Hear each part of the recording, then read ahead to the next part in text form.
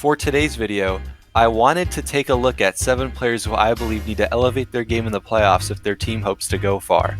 Now, these players can have different levels of expectations. Some of these players could be a superstar who's looking to cement their legacy, and others could be a third option looking to help take his team to a new level. No matter what the expectation is, it's necessary these guys have a great playoffs for their own sake and for their team's sake. Now, starting with the man who inspired me to make this video, for Embiid, I wanted to open up with an anecdote about stars in the playoffs. See, every superstar in the NBA seems to follow similar arcs when it comes to their career in the playoffs. There's this sort of hype era, when they're touted as one of the best prospects in the draft. Then there's the golden boy stage, where this player is establishing themselves as an all-star and can do nearly no wrong. Then comes the arrival, where this player has established themselves as one of the best players in the world, and after this comes giant playoff expectations, because that's where true legacies are made. And, well, why do I bring this up? Well, Embiid the past 3 seasons has reached new heights, being an MVP candidate and competing for the scoring title in almost every season. But let's just call a spade a spade. He's been rather disappointing in some playoff games, and people are starting to want more out of him in the postseason. When you reach this level of play and this level of stardom, more is expected out of you in the playoffs. And we've seen time and time again, players of this caliber have had to prove themselves after playoff failures. LeBron needed to win a ring after the 2011 finals. Kobe needed to win without Shaq. MJ needed to win a ring after losing to the Pistons again and again. Curry needed to win Finals MVP. Giannis needed to prove himself in the playoffs after 2019 and 2020, and the list sort of goes on. And Embiid now has this challenge where he needs to either take his team to the conference finals or higher to really prove the doubters wrong. Now, while the numbers may not look bad for Embiid in the postseason, there's just been a lot of unfortunate moments that have occurred and are mainly the reasons he hasn't been able to make the conference finals. He's had poorly timed injuries, poor plays from teammates, and some poor performances by himself.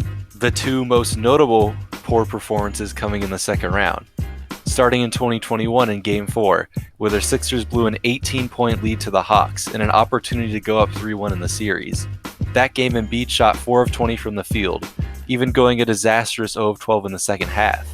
If he was able to step up in this moment and do just enough for the Sixers to win that game, there's no doubt in my mind they reached the conference finals that season. The next moment coming in 2022, where it's now the Harden and Embiid Sixers, where in a game the Sixers had a chance at home to extend the series to 7, Embiid put up 20 points on 7 of 24 shooting, and the Sixers went out with a whimper. Now, as I previously stated, these aren't exclusively Joel's fault, as, basketball is a team game, but people are looking for more out of him to really get the Sixers over the hump. This year in the second round, they'll likely face Boston, which is an incredibly tough matchup. And if the Sixers want to make it to the conference finals, Embiid is really going to have to play like an MVP for 6 to 7 games in a series. Now, if Joel is able to put together an elite series versus the Celtics and take the Sixers to the conference finals, he would defeat a lot of harsh playoff narratives towards him. But if bad luck strikes, or he just plays bad in general, and the Sixers lose, a lot of narratives will be pushed about him, and his legacy will take a big hit. 2020 was a long time ago, man. And at the time, AD honestly had seemed cemented after that playoff run. He had hit a lot of clutch shots, and at times he had looked like the number 1 option over LeBron James for the Lakers. In a lot of articles, he was considered a top 3 to 5 player. But since then, it's been a lot of unfortunate luck for AD. A lot of injuries, and a lot of poor play, and the Lakers have also played poorly over this stretch. So, looking at AD for this postseason, he really needs to play great and reprove himself as one of the best players in the world. For Anthony Davis, the question has never been, is he an all-world talent? And I'm going to sound repetitive saying this because every other NBA YouTuber has said this, but it really is so frustrating seeing someone who has all the talent in the world and sometimes just isn't there mentally. When he's there mentally, the Lakers are amazing and he's amazing. But when he's not, the Lakers are just not good. So it's going to be very interesting during this comeback season he sort of had to see if he ends it off with a great playoff run or if he's just not there mentally and the Lakers go out early.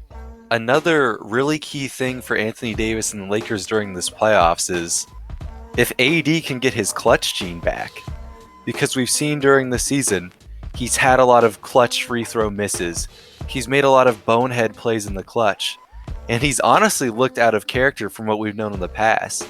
The AD I know is a pretty clutch player, but this season it's just not been there. But there's some good news, because in the playoffs, all the slates are cleaned, and the Lakers have this matchup against the Grizzlies, who have a very thin front court, and while they have Jaren Jackson Jr., he's very prone to foul trouble. So if Anthony Davis can lock in, anchor the defense, and be aggressive on offense and get Jaren Jackson Jr. into foul trouble, the Lakers have a great opportunity to pull off an upset, and the sky's the limits for them. So, in closing, for the Lakers it really does start with AD. If AD is aggressive and has one of those nights where he shoots 20 plus shots and is going all out on defense, the Lakers have a great chance to win against anybody. But if he's not aggressive, if he's only shooting 12 shots, if he's not locked in on defense, the Lakers almost have no chance against anybody.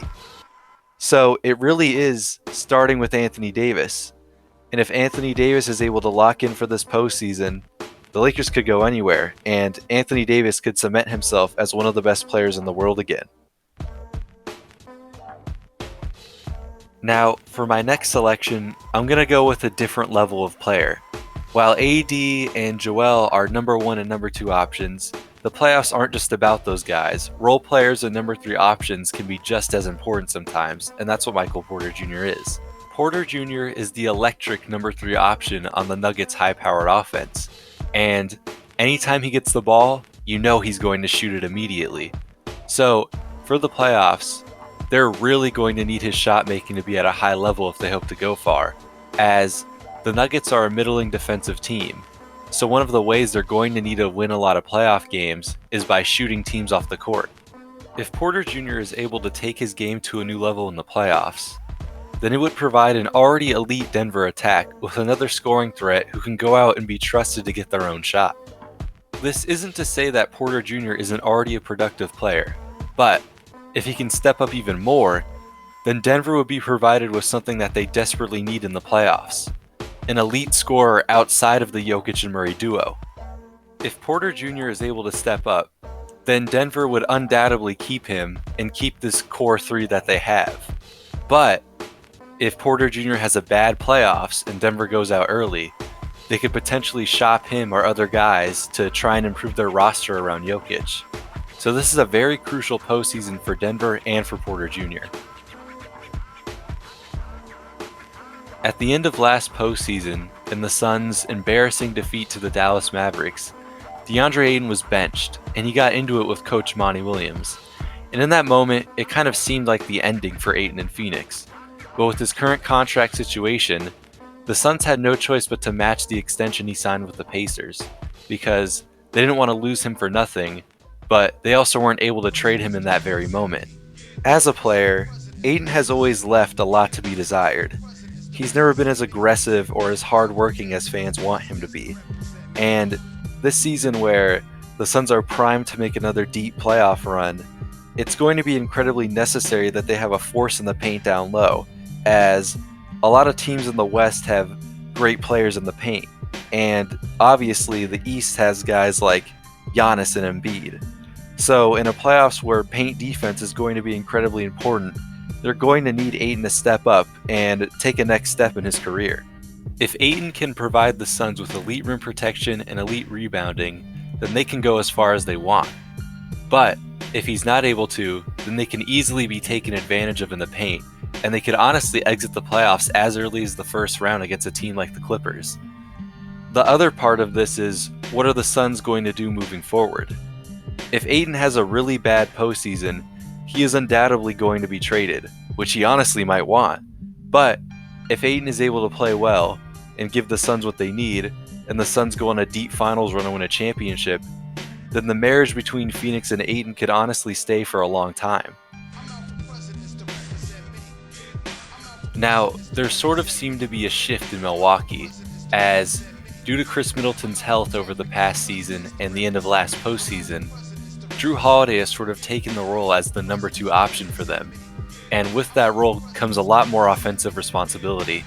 We all know that Jrue Holiday is going to bring it on the defensive end, as he's probably the best defensive guard in the NBA. But last postseason, when in this number 2 option role without Middleton, he struggled heavily against Boston with a lot of just horrible shooting performances. And if Middleton goes out again, which there's a big chance this happens, he's going to need to step it up if the Bucks want to keep their championship hopes alive. Next to Giannis this playoffs, Holiday is going to need to facilitate the ball better and find better looks for his teammates, as in that second round series last year, the Bucks couldn't really get any good shots. And himself personally, he needs to take better quality looks, as during last postseason he was taking a lot of contested mid-range shots and a lot of hard contested layups, so just getting to his spots better and getting more efficient looks. If Holiday is able to step it up a bit more on the offensive end, then the Bucks could honestly be unstoppable, as they already have a great defense and they have Giannis. So if they get this perimeter scoring threat while Chris Middleton is out, or even while Middleton is playing, they can easily win another title. Now, finishing this video, I just wanted to list a couple players and some quick thoughts about them and what I think they need to do in the playoffs for themselves and for their team. Starting with D'Angelo Russell, he's going to need to be a consistent third option for the Lakers this postseason if they hope to go far. And if he wants a contract extension, he's going to need to prove himself as a stable third option in LA. Next up is Julius Randle. After his horrible performance against the Hawks in 2021, he's going to need to redeem himself and prove that he can perform in the playoffs under the bright lights. My final player is Nikola Jokic. While he had a good postseason in 2020, he hasn't been able to play a postseason with healthy teammates. Coming into this one, he finally has a healthy team around him and is a 1 seed, so there's no excuses if Denver doesn't go far. And that's all from me. Like and subscribe if you enjoyed the video, and comment down below if you have any NBA takes. This was my 3rd ever video, and I'm starting to get more comfortable making these, and I'll try to keep posting more during the playoffs.